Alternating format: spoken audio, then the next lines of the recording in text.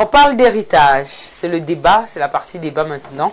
On parlera d'héritage dans les familles. On sait que c'est souvent source de conflits. Donc, aujourd'hui, on va essayer de comprendre pourquoi il y a eu les conflits. Est-ce que c'est parce que les gens ne connaissent pas la loi ou alors parce que les gens s'en foutent de la loi? Parce que je connais des problèmes qui ont fait 10, 15 ans aujourd'hui, n'ont même toujours pas accès à leur maison. Donc, on va essayer de comprendre ce qui ne va pas autour de l'héritage au Cameroun. Alors, je vais commencer par les filles avant que Maître ne prenne la parole. Est-ce qu'il y a une fille qui a déjà eu un problème d'héritage sur le plateau? Comme ça, on connaîtra un peu son expérience, Karine. Ouais. Ils ont discuté quoi? La maison, le terrain, les enfants, quoi? L'argent? Enfin, les biens en général. Ah. Les biens en général, parce que mon grand-père, lorsqu'il est décédé, il a fait un testament où il a légué ses biens à ma grande sœur et moi, étant ses premières petites filles, parce qu'il a eu uniquement une seule fille et plusieurs garçons. Donc, lorsqu'il est décédé, c'est ce que le testament disait. Un testament qui a été contesté par les femmes avec qui il a eu des enfants dehors. Donc, ça a été terrible. Nous avons fait les tribunaux pendant 6 à 8 ans. Parce qu'il y avait une là, particulièrement, qui avait fait 2 enfants avec mon grand-père, dont mes deux derniers oncles. Elle a contesté le testament. Elle a dit que si le grand-père nous a légué ses biens, ça veut dire que le grand-père a eu des relations intimes avec sa propre fille, ma mère. Donc ça nous a coûté 6 à 8 ans dans les tribunaux. Et ça n'a pas été facile, puisque pour que le rappel du grand-père sorte, c'était difficile. Donc il a fallu beaucoup de temps, beaucoup de ci, beaucoup de ça, mais il y a eu un heureux dénouement à la fin. Mais ça n'a pas été facile, parce qu'on a vraiment fait les tribunaux, surtout ma défunte sœur et moi. Ok. En tout cas, tout à l'heure, Maître va forcément donner son avis dessus. Lopez, généralement, les artistes, ils ont tous les problèmes soit d'argent ou de patrimoine. Quand, par exemple, ils décèdent, on rencontre beaucoup ça, d'autres qui n'ont rien. Ou la famille qui a tout pris. Je connais d'ailleurs des gens qui ont détourné les enfants, des deuils, tout ça. Chez les artistes, alors, est-ce qu'on pense même à ça? Déjà, les artistes ont toujours ce problème-là. Déjà, quand ils sont malades, il faut toujours cotiser. Les artistes ont ce problème d'héritage. Jusqu'ici, j'ai jamais vu vraiment un cas d'héritage dans la culture. Peut-être une femme, mais c'était pas une artiste. Crotal avait eu des problèmes, je crois. Crotal. Oui, voilà. Je crois qu'il y avait à Crotal, il y a une femme, il y a aussi le feu Justy. Oui, le feu Justy. Je fais à son âme. En Como. En Como, je crois que c'est un célèbre problème. Oui, ça a été, je sais pas, peut-être le problème là qui l'a emporté. Et ce gars a souffert de cette histoire d'héritage parce qu'il est parti comme ça. Ce sont des combats très difficiles. Hein. Ouais. Ils sont des combats, moi je me dis, si tu n'aimes même pas fort, parce que ça dépasse même déjà le naturel, les gens s'attaquent à toi spirituellement, ça devient la sorcellerie. C'est quand même terrible. Moi je me pose la question. C'est pour ça que vous allez voir certaines personnes préfèrent manger leur argent de leur vivant. Au jour le jour. Au jour le jour, il va te dire pardon. Ils vont toujours finir par laisser quelque chose. Non, il va dire je mange mon argent, mes enfants vont travailler leur argent, ils vont manger leur argent. Puisque quand ils vont hériter, ça va devenir tout un problème. Arracher, la famille peut arracher. La famille va arracher, il y aura même, des têtes vont même tomber. Exact. Donc il y a des gens qui préfèrent honnêtement que l'héritage reste dans le ventre. Il ne construit pas, il a en location, il mange, il porte ses vestes, il achète ses voitures. Même la voiture, mais vu qu'il est malade, même il vend. Dès qu'il sent que ça va y faire un genre. Vous savez qu'il y a des gens qui préfèrent vivre comme ça, de façon volatile, à cause de cette histoire d'héritage. Alors, Willy, tu as dit que tu étais chef. Je sais que très souvent la coutume, la tradition a tendance à dire que oui, on a donné ça à tel, mais il ne devrait pas avoir. Ils partent alors combattre. Je connais d'ailleurs des personnes qui sont décédées. Ce que la famille a fait en premier, c'est de prendre les papiers de maison, disant que c'est nous qui allons désormais gérer. Comment est-ce qu'on fait quand il y a la coutume qui est mêlée? Moi, honnêtement, j'ai vécu ça étant donné que je viens de perdre ma mère, mais je vous promets, après sa mort, ma mère n'avait même plus un caleçon. Ils ont tout pris. Pour dire qu'ils ont tout pris, oubliant que ma mère a fait plus de filles que de garçons. Donc, que ce soit mon petit frère, que ce soit nous, moi qui suis l'aîné, je dis même la corde du string. Ma mère n'avait plus. Bon, ta mère peut-être pas des strings. Non, non, c'est pour dire que même, même ils ont tout pris au point de... non, c'était ma soeur, c'était ma cousine, c'était... Ah, quand tu es encore jeune, tu vas faire pour toi, non, tu es encore... C'est pour dire... Et à un moment, c'est la petite soeur de maman qui dit, ça là, si tu mets ta tête dedans, ça va rester parce que c'est la sorcellerie. Incroyable. C'est là, c'est de la sorcellerie. Puis, avant, on se disait que c'était dans la nuit que ça se faisait. Non, maintenant, c'est en plein jour. Tu te rends compte, une femme comme celle, elle avait découvert des marmites de la... J'ai dit, même pas une cuillerée qu'on a dit, bon, ça, tu vas quand même regarder ta mère à travers ça. Donc, comme Marilyn dit là, mieux est dans le ventre. Tu vis ta vie, maintenant, la vie du poulet. Oui, mieux. On dit souvent que quand on parle quoi, le ventre, non. Voilà, mieux. La seule chose que moi, personnellement, où je suis là, je sais, j'ai les droits. Mes enfants doivent aller à l'école. Je parlais encore de ça hier soir avec eux. Que le seul droit que j'avais, vous là, vous nourrir, vous soigner, vous éduquer. Les choses qui sont chez moi m'appartiennent. Ça veut dire que pour me lever un matin, je suis foiré, je vends l'écran. Oui, ça ne va pas, je vends mon terrain. Ce n'est pas de l'irresponsabilité, c'est pour éviter qu'ils s'entretuent. D'accord. On n'a jamais divisé. Donc, je meurs aujourd'hui. On dit, bon, voilà mon qui a le iPhone. Bon. On va vendre ça, on va donner. Il y aura toujours une personne qui va dire que non, c'est moi qui suis le nez. Non, maman m'aimait plus. Non, c'est moi qui suis, c'est moi. Ils vont finir par s'entretuer. L'iPhone va rester posé. Et c'est là où la loi va récupérer. Ça reste pour l'État. Voilà, ça reste un bien de l'État. Donc, maintenant, dans certaines familles, lorsque un homme décède, la veuve ne pleure plus comme avant. Dès qu'on dit seulement qu'il est décédé, que même ses tantes viennent lui dire que ne perds pas le temps à pleurer pour rien là. Va d'abord sécuriser.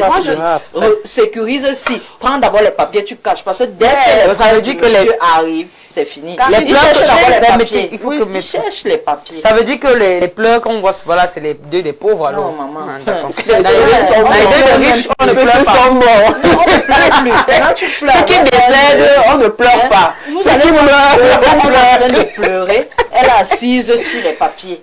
Peut-être même sa mère est partie avec son village. Est-ce que maintenant les gens s'amusent encore? Ce sont les veuves d'avant là qui pleuraient les gens. Moi, ma belle-sœur a fait ça. Elle était à l'hôpital avec son mari. Mais dès que sa mère l'appelle, il est là comment là-bas? Non, maman, vraiment, le médecin dit que ça ne va pas. Ok, c'était pour te dire que je suis entrée dans la chambre, j'ai pris les papiers. Moi, je suis en train de partir. Oui! Tu sécurises les papiers. Je comprends pourquoi mon père n'était pas très OK avec cette façon de faire. Il disait que c'est comme si vous souhaitez ma mort. C'est quoi? Je me sens non, c'est pas ça. entourée par la mort. Un peu, on veut y apprendre mes choses. Papa donne un peu les clés de ta voix.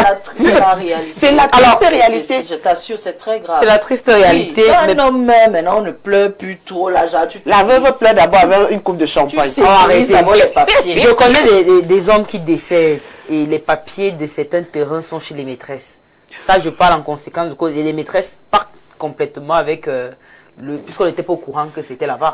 Donc, les papiers sont au nom de qui? Du monsieur.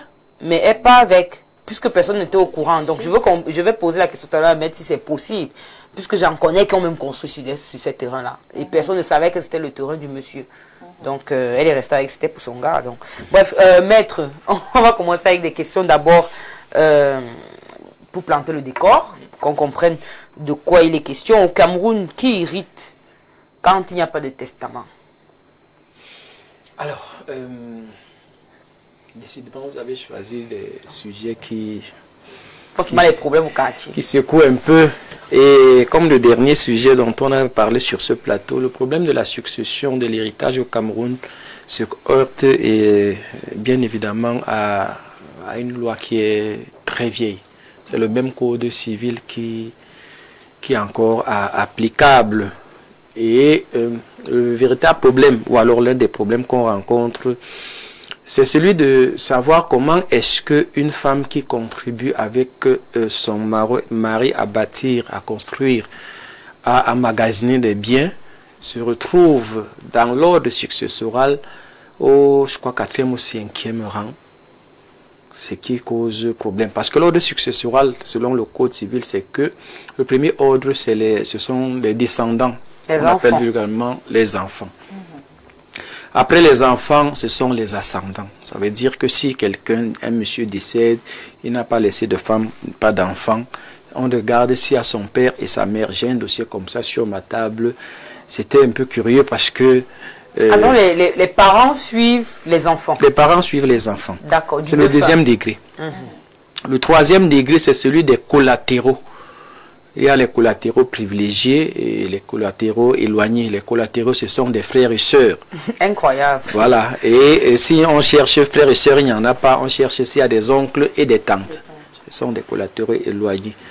Après, donc maintenant vient la femme mariée et la condition, c'est qu'il faudrait qu'elle n'ait pas divorcé et qu'elle n'ait pas en position de séparation de corps prononcée par le tribunal.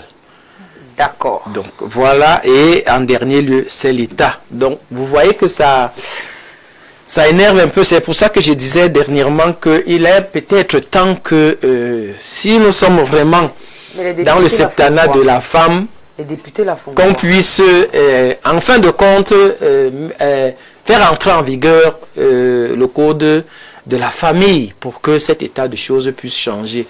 Voyez-vous comment est-ce que une femme qui, comme je le disais tout à l'heure, qui a construit avec son mari, se retrouve reléguée au quatrième, au point où les frères et sœurs, le père et la mère et autres passent avant elle. Avant elle. Je pense même personnellement que la femme devait venir au premier degré. En fait, le conjoint survivant, pour globaliser, que ce soit la femme ou l'homme, je pense qu'il devait être au premier degré.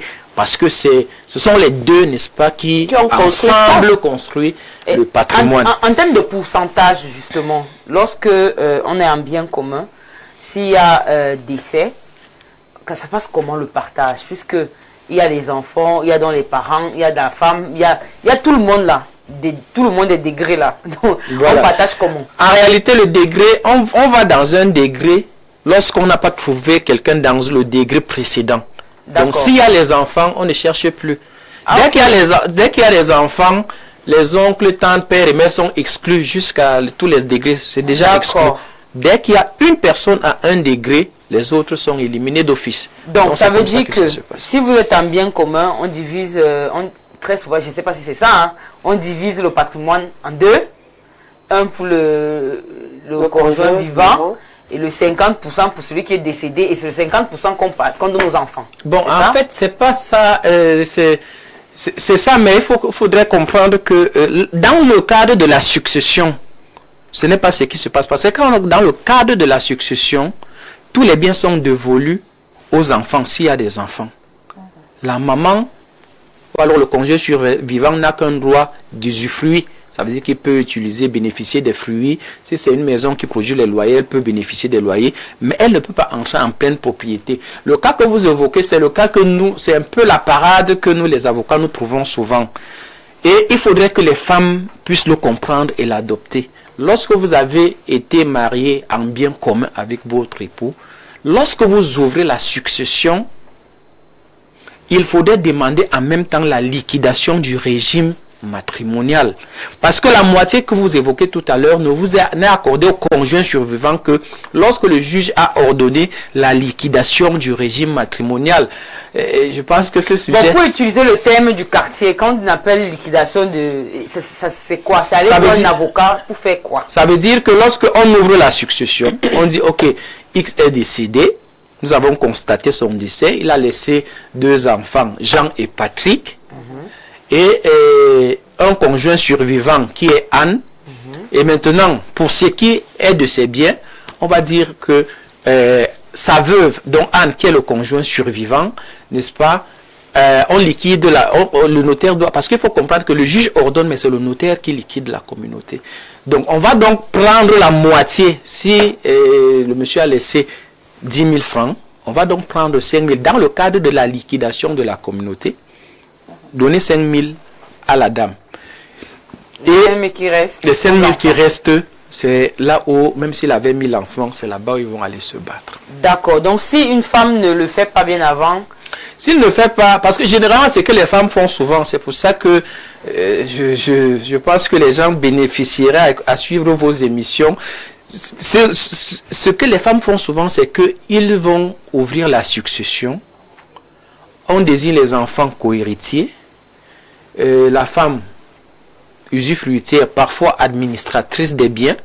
Parfois, c'est le frère du mari qui est administrateur des biens. Mais là, en fait, les biens restent dans ce que nous appelons techniquement l'indivision. Donc, ça forme un tout encore. L'administrateur ne fait que administrer, gérer comme il peut. Mais, très souvent, on se rend compte que cette administration n'est pas toujours facile, elle n'est pas toujours bien faite, elle n'est pas faite comme le terme consacré, c'est qu'elle n'est pas faite dans l'intérêt du ménage, donc en bon père de famille. Donc il y a toujours, vous allez voir des conflits entre la veuve et l'administrateur, et parfois entre la mère même et les enfants. Justement, je voulais poser une question. Il y a une femme avec 4 enfants, son mari décède, et la belle famille la met dehors. Qu'est-ce qu'elle peut faire pour entrer encore dans la maison? Est-ce qu'elle a droit à quelque chose? Est-ce qu'elle doit revendiquer? Qu'est-ce qu'il y a lieu de faire pour elle? Elle prend ses petits bagages et rentre ou bien? Non, elle ne peut pas rentrer. Il faut déjà savoir que depuis un temps, depuis je crois la dernière modification du code pénal, on a inséré une infraction qui sanctionne ceux qui expulsent les femmes de leur domicile conjugal. Donc, il y a une infraction, je ne sais pas l'article en tête, mais ça existe déjà. Et c'est des abus. Vous ne pouvez pas, une dame, c'est très souvent les femmes qui sont victimes, elle perd son mari, et puis vous venez pour la mettre dehors. Que non. Même si vous êtes le frère du défunt, même si vous êtes l'oncle du défunt, même si vous êtes l'enfant du défunt, de l'intérieur ou de l'extérieur, vous ne pouvez pas. Donc, qu'est-ce que la femme peut faire? Elle saisit simplement le procureur d'une plainte. Et puis, la procédure va suivre son cours. Et je pense, depuis un temps, quand même, les procureurs de la République sont très regardants là-dessus. Très, très regardants. Dans ce genre de cas, très souvent, ils prescrivent l'enquête ou le déferrement des mises en cause. J'ai même pas envie de parler de l'histoire de Longuet.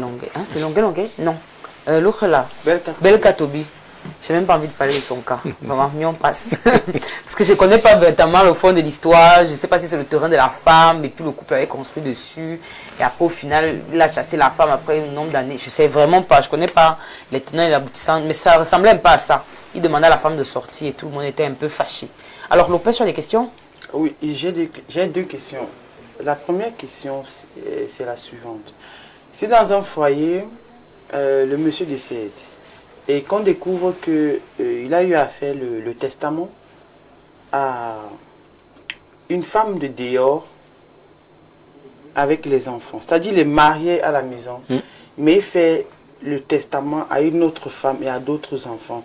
Dans ce cas, qu'est-ce qu'on fait? Est-ce qu'on applique la loi Jaron s'en tient au testament et on laisse la femme légale? Parce que on note bien, la femme, elle est légale. Comme les hommes sont des petits sorciers ambulants, ils font des choses comme ça, comme ça, qu'est-ce qu'on fait? Est-ce qu'on fait preuve d'humanisme ou alors on applique la loi et puis... Qu'est-ce que la dame doit faire? Qu'est-ce que à cet instant, qu'est-ce que la dame fait? Vu que le testament est déjà là, tout dit que... Tout déclare que les biens reviennent à une autre famille qui est dehors, qui est inconnue. Qui est pour lui aussi, hein, parce qu'il a les enfants là-bas. Voilà. Ce qu'il faut comprendre avec les testaments, c'est qu'il y a un problème qui s'oppose avec les testaments. À la dernière fois, je disais ici qu'il fallait faire une distinction entre le testament authentique, qui est celui, vous partez chez le notaire, vous dites vraiment... je crois que je me sens un peu faible ou bien je ne veux pas qu'il y ait des problèmes après moi. Et voilà comment je veux que mes biens soient gérés. Le notaire va écrire et puis vous allez co-signer avec le notaire. Il va garder. Il y a d'un autre côté le testament holographe. Ça veut dire que vous asseyez chez vous avec des témoins. Vous faites un testament. Vous venez chez le notaire le reprend dans l'acte notarié, il le garde. Mais il y a un troisième testament qui est le testament mystique. C'est un testament dont on ne maîtrise pas le contenu, c'est-à-dire vous rédigez vos volontés, vous scellez, quand vous venez chez le notaire, il appose simplement les cachets, et puis le garde, on le découvre ensemble le jour où vous n'êtes plus là et que le notaire puisse convoquer. Il y a un problème avec le testament, c'est qu'il faut savoir qu'on peut contester le testament. on peut même l'annuler, en fait, la contestation. Mais l'autre problème, c'est que le testament, très souvent, c'est un acte authentique. Parce que, en fait, les actes authentiques valent tout leur pesant d'or. C'est des actes authentiques qui font foi jusqu'à inscription de faux. Mais, dans notre système juridique, très souvent, le testament ne peut pas être appliqué lorsqu'il n'a pas été homologué. Donc le tout, ce n'est pas d'avoir un testament. Encore faudrait-il que le juge puisse, n'est-ce pas, homologuer le testament pour qu'il puisse entrer dans l'ordonnancement juridique, sans qu'on ne conteste, de la famille, sans qu'on ne conteste. Donc vous pouvez contester le testament. Vous êtes allé un peu plus loin. Il peut même avoir un testament qui règle les biens entre les enfants d'une même famille, même père, même mère. Mais si on voit qu'il y a un déséquilibre dans la répartition des biens, parce que le principe c'est l'égalité des enfants. L'égalité déjà en termes de filles et de garçons. Parce qu'il faut que les femmes comprennent qu'elles ont les mêmes droits dans les successions que leurs frères. Ça, il faut le savoir. C'est pas parce qu'elles vont aller en mariage ou elles sont en mariage qu'elles ne doivent pas hériter de leur père ou de leur mère. Donc on peut contester si par exemple, je prends un exemple pratique, un défunt laisse 10 000 francs. Et puis il dit, dans les 10 000 francs là, il laisse 2 enfants. Il dit qu'un enfant aura 80 000, l'autre aura, autant pour moi 8 000, et l'autre aura 2 000. Vous comprenez qu'il y a là une sorte de discrimination qui est créée entre les enfants, dont on peut contester. Pour revenir à la question, si un monsieur se permet de prendre le testament, il dit que voilà sa vraie famille. Voilà sa vraie famille là-bas. Bien sûr qu'on peut contester le testament, l'annuler purement et simplement et faire la répartition des biens selon la loi. Un homme me fait ça, je ne vais pas déterrer ton corps, je vends tes os. Sauf que tu seras poursuivi, Barlise. Le 16 Jessie va m'appeler que Barlise est au parquet. Je ne vais pas vendre tes os. Même le crâne, je vends. Mais maître, moi j'ai un problème avec la loi. Ça, j'ai un problème avec la loi au Cameroun. Le jour que je serai quelque chose dans ce pays, j'espère que ma voix va compter. Mais j'ai un problème avec la loi parce que lorsqu'on conteste un testament, on ne tient pas aussi compte du comportement des enfants. Je suis le parent. Je sais que lui là, c'est un brigand. On ne peut lui donner les biens. Lorsque la succession arrive et qu'on me demande donc de partager de façon équitable avec mes enfants, alors que je sais que voilà un irresponsable qui va me vendre l'immeuble, moi en tant que parent, je t'enlève là. Pourquoi est-ce qu'on vient contester ça? Alors, la question que vous posez renvoie un peu à ce qu'on appelle en droit l'indignité successorale.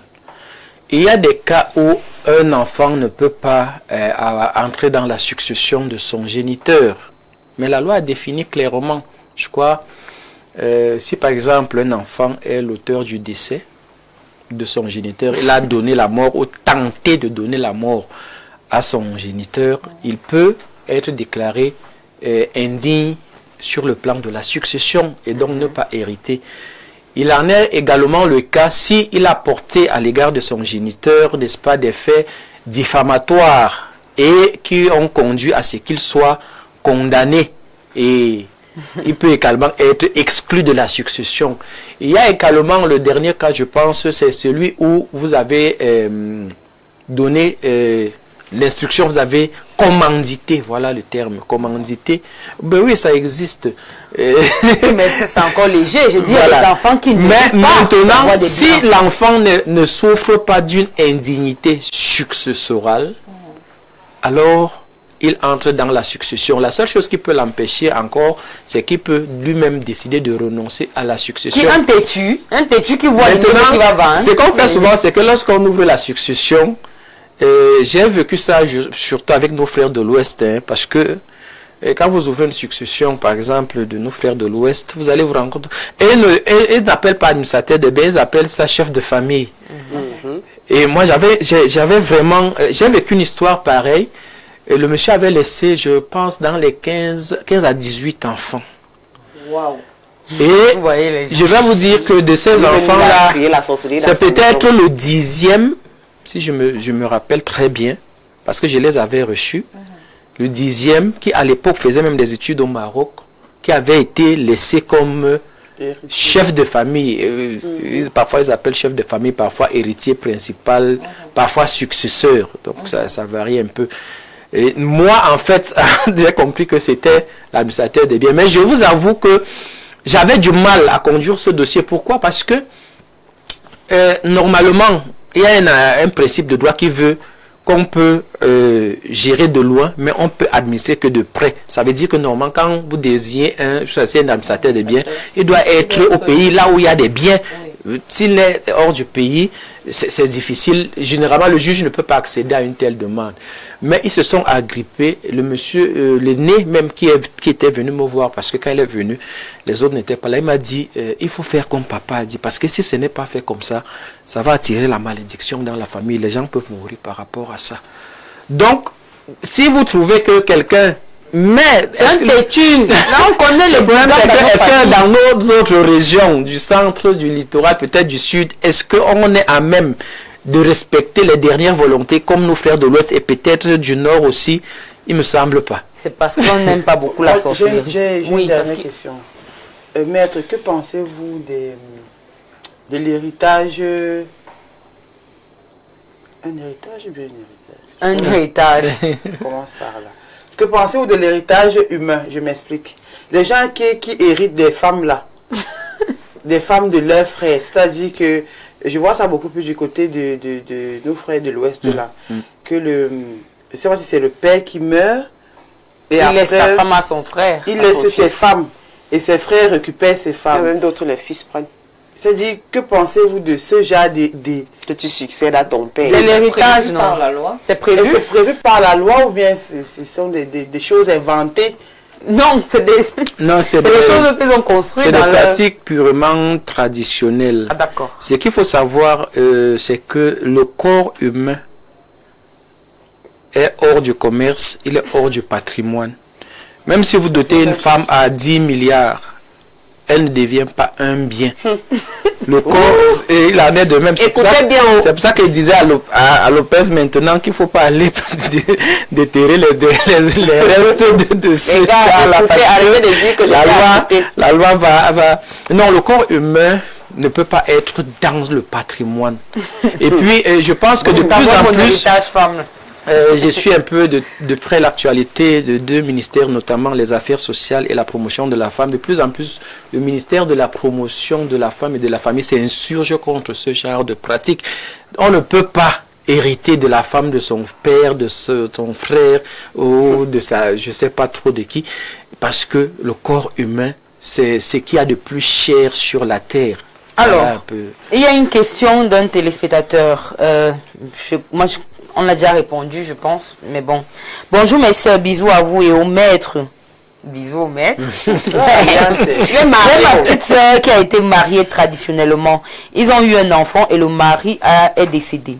Les soeurs du mari ramassent tout. Signé à l'hymne de Garoua. Est-ce que c'est normal?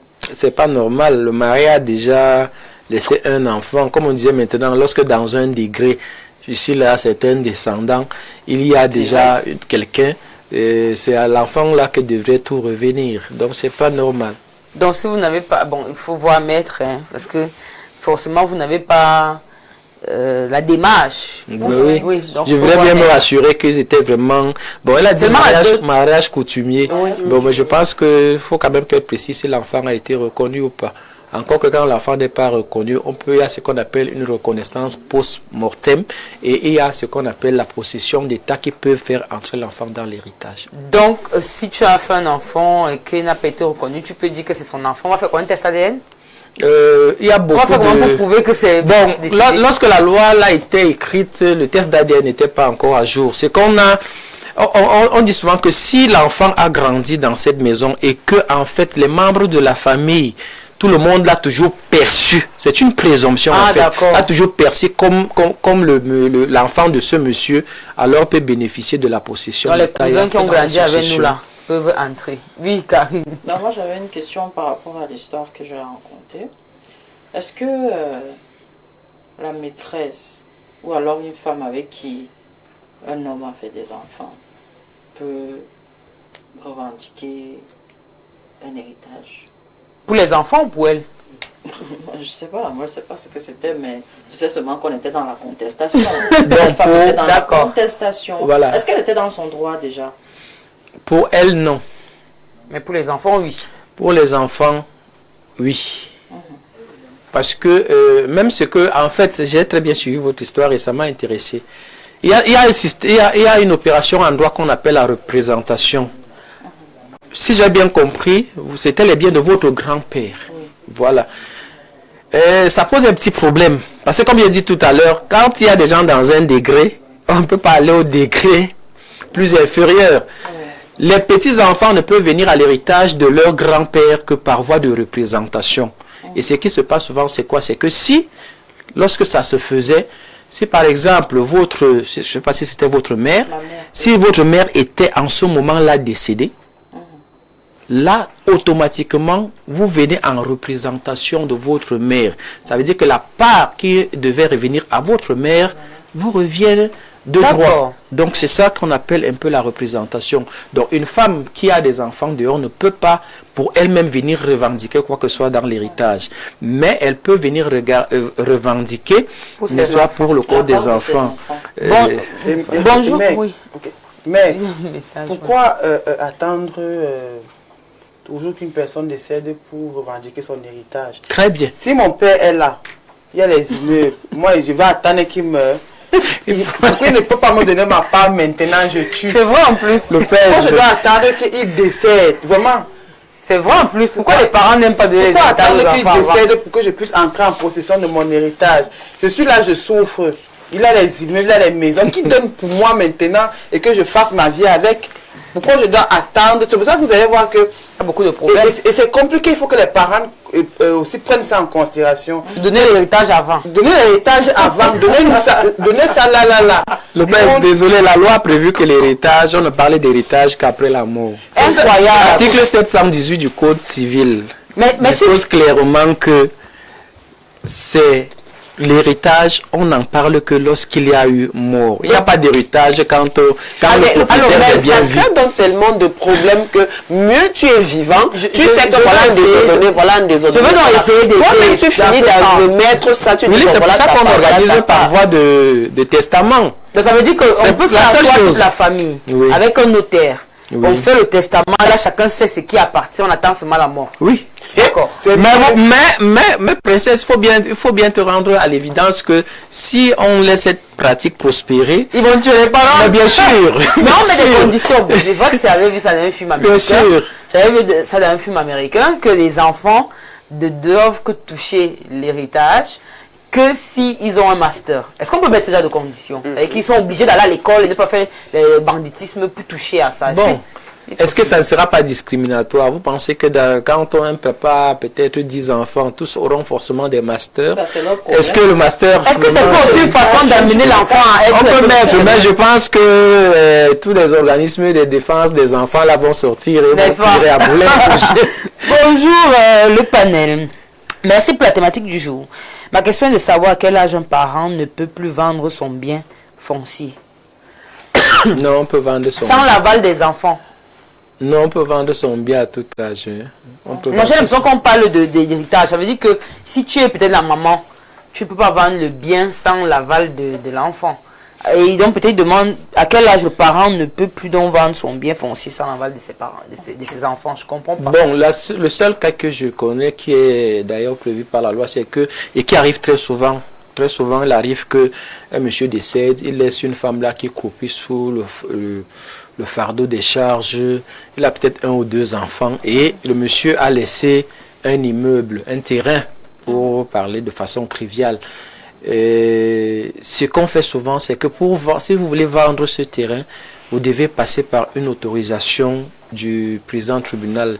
Dans le cas d'espèce, c'est le président du tribunal de grande instance qui est compétent. Et ça se passe en chambre de conseil. Donc, l'audience, c'est dans son cabinet. Là, il faut rapporter la preuve de l'indigence, rapporter la preuve de ce que, en fait, lorsque vous vendez, c'est pour le bien des enfants. Donc, alors, voilà. Je vais balayer les questions parce qu'il y a certaines questions auxquelles vous avez déjà répondu. Bonjour les Amazones, ma question à l'endroit du maître. Maître, s'il arrive qu'un homme en mourant laisse un testament où certains de ses enfants n'héritent rien du tout, est-ce normal pour la loi, quoi que ce soit le choix du père? C'est Jude le pâtissier. Ça ne peut pas être normal. Il faut savoir que le testament, c'est un peu comme une convention. C'est un acte privé. Un acte privé ne peut pas venir remettre en cause la loi de façon aussi sauvage. Un peu. Bon. Parce qu'il y a des parents qui connaissent les enfants. Dire que tu laisses les biens, tu dis qu'il n'y a rien pour tes enfants. C'est contre... C'est pas... Parce que je connais des femmes, comme elle a dit, te précipitent à la mort. Toi, tu sais ça qu'elle t'empoisonne petit, donc tu fais à ton petit testament qui va te montrer quand il va décider. Il fait son petit testament à côté, il signale au notaire que la femme, si elle met son petit condiment dans ma nourriture. Donc après, quand on vient contester, vous disiez pourquoi il avait fait ça. Moi, je sais que c'est compliqué. Voilà, maître, oui. Il y a une situation. Un monsieur, c'est la mienne, c'est ma situation. Mon oncle est décédé. Au village, il a construit une maison. En ville, il s'est marié, femme et enfant et tout. Sauf qu'il m'a légué sa maison du village. Il a fait asseoir des gens. Il leur a dit, c'est la première fille de mon petit frère. Comme il n'a pas épousé sa maman, il a sorti de l'école et tout. Moi, ce que je peux faire, c'est lui donner cette maison. Sauf que bien après, il est mort. Il n'est pas décédé. Il est mort. Alors, maintenant, donc, les enfants sont restés à Yaoundé. Ils ne sont jamais allés au village. Jamais, jamais. Après, malheureusement aussi, leur maman est décédée. Maintenant, le problème dont je me retrouve... Les enfants veulent la maison, là. Les enfants veulent la maison. Déjà, de un, ils ne partent pas au village. Donc, ils ont mis les pieds là-bas encore dernièrement, quand grand-mère est décédée. Peu importe s'ils sont là-bas ou pas. Maintenant, donc, moi, j'ai refait la maison, vraiment. J'ai tout refait, j'ai meublé. Maintenant, ils disent qu'ils veulent la maison. Dans ce cas-là, qu'est-ce que je fais? Bon, vous êtes là en plein dans les dons et les legs. Ce qu'il faut comprendre, c'est que... Avant, est-ce que la maison a été donnée avant le mariage? Il était déjà marié. Ah, d'accord. Oui. Okay. Il était déjà marié. Oui. Donc, le problème, c'est que si j'avais été à vos côtés, c'est que moi, je dis souvent, il faut toujours faire la différence entre les meubles et les immeubles. Ce qui apporte très souvent les problèmes, ce sont les immeubles. Et la maison est un immeuble. S'il avait fait cela par devant notaire, ça vous aurait davantage sécurisé. Mais quand ce n'est pas fait par devant notaire, ça pose problème. Parce que, en fait, la transmission de la propriété immobilière se fait par acte notarié, même si c'est un don, que ce soit un legs, que ce soit même la vente de l'immeuble, c'est par devant notaire. L'avantage que vous avez quand même, c'est que c'est vous qui avez, comment j'appelle ça, arrangé. C'est vous qui avez fait des réflexions et tout et tout. Et je pense que si moi je dois vendre ce dossier, je vais plus me pencher vers le droit traditionnel parce que là-bas, vous avez tout un boulevard. Mais si on convoque le droit écrit, ça peut déranger un peu. Donc, voilà un peu. On va prendre les messages. Bonjour, si un homme décède sans laisser de testament, sa femme derrière lui fait d'autres enfants, elle aussi décède. Est-ce que lors du partage des biens, les enfants de sa femme, que sa femme a eu à faire après sa mort, ils croient au bien? Mais pas au bien que non. On dit qu'il n'y a pas la bonne idée. Bonjour Paniel, merci pour la thématique. Ma question est de savoir à quel âge un parent ne peut plus vendre son bien foncier. Ça, on a déjà répondu à ça. Bonjour le plateau, j'ai une question pour l'avocat. La femme conjointe survivante peut-elle concourir à l'héritage au même titre que les enfants du défunt? On a dit non. Donc, salutations, c'est un peu long. Bon, on va conclure. Hein. Maître, quelle est la démarche pour tous ceux-là qui ont des problèmes d'héritage? Parce que moi, je pense que c'est là où on est dans les solutions. Oui. Que les gens apprennent à aller chez les avocats, je pense.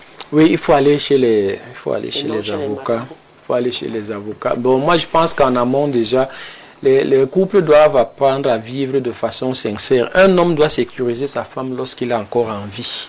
C'est par là que ça doit commencer. Si vous êtes un homme, un mari, vous cachez vos biens à votre femme. Moi, de plus en plus, je conseille même aux hommes, surtout les clients que j'ai qui ont assez de biens. Les hommes vont peut-être penser que je suis excessif, mais je leur dis souvent que si vous achetez un terrain, mettez-le au nom de vous-même et de votre épouse. Ça fait déjà une barrière pour les tierces personnes, même pour votre famille. Quand vous, parce qu'on ne peut pas Vous pouvez voir des gens rire avec votre femme pendant que vous êtes en vie, mais c'est le jour que vous fermez les yeux que véritablement vous découvrez la face véritable de chacun. Donc il faut d'abord, pendant qu'on est en vie, essayer de mettre un minimum de sécurité. Maintenant, lorsqu'on est décidé, moi je dis qu'il faut que les femmes consultent les avocats. Nous ne sommes pas seulement là pour l'argent. Il y a une dame qui est venue en pleurant dans mon bureau, je crois, vendredi. Je l'ai reçue. Quand j'ai scruté même son portefeuille, je n'ai pas vu qu'elle pouvait vraiment répondre financièrement, mais j'ai décidé de l'accompagner. Donc on peut dire que nous assistons aussi. C'est pas un travail d'argent seulement. C'est pas un travail d'argent seulement. Il y a des cas qui ont été posés sur ce plateau et où je me suis décidé, j'ai pris la décision, n'est-ce pas, de me constituer comme la petite fille qui a été tuée des mains. Mais quand vous ouvrez la succession, il faut demander la liquidation du régime matrimonial. N'ouvrez pas simplement la succession, demandez la liquidation du régime matrimonial, même du patrimoine successoral et le partage. On va désigner un notaire. Et puis ce sera fait. Je voudrais, avec la permission de Jésus, dire, avant que je n'arrive ici, j'étais accompagné d'une dame tout à l'heure qui est vraiment dans cette situation. L'autoroute, apparemment il y a un endroit de l'autoroute vers ensemble là-bas. Et on est en train d'organiser les indemnisations. Elle est dans ce cadre-là. Heureusement, lorsque j'ai ouvert la succession, ou alors je l'accompagnais dans ce projet-là, on avait demandé la liquidation et le partage. Ce qui fait que aujourd'hui, on est parti déposer les coordonnées du notaire. C'est là-bas qu'on va envoyer l'argent parce que sa femme, son époux, autant pour moi, a eu 2 enfants dehors. Donc, on va envoyer là-bas. Le notaire va liquider le régime. On va lui donner sa moitié. Le reste, et ses enfants et les enfants de dehors vont se partager. Je pense qu'elle est sécurisée. Oui. D'accord. Alors, j'ai lu les messages qui arrivent. Hein, ne vous inquiétez pas, Maître a même déjà répondu. Surtout la question, est-ce qu'il peut interdire aux enfants qui ne l'ont pas assisté dans ces moments de maladie au profit de ceux qui l'ont porté? Maître a dit non. Non. Au Cameroun, c'est la même chose partout, même si on ne t'a pas aidé. Merci à tous les téléspectateurs d'avoir été des nôtres. On se retrouve demain avec le même plaisir. Et demain, on parle des mères célibataires. Donc, envoyez vos messages. Je vous fais de gros bisous. À demain.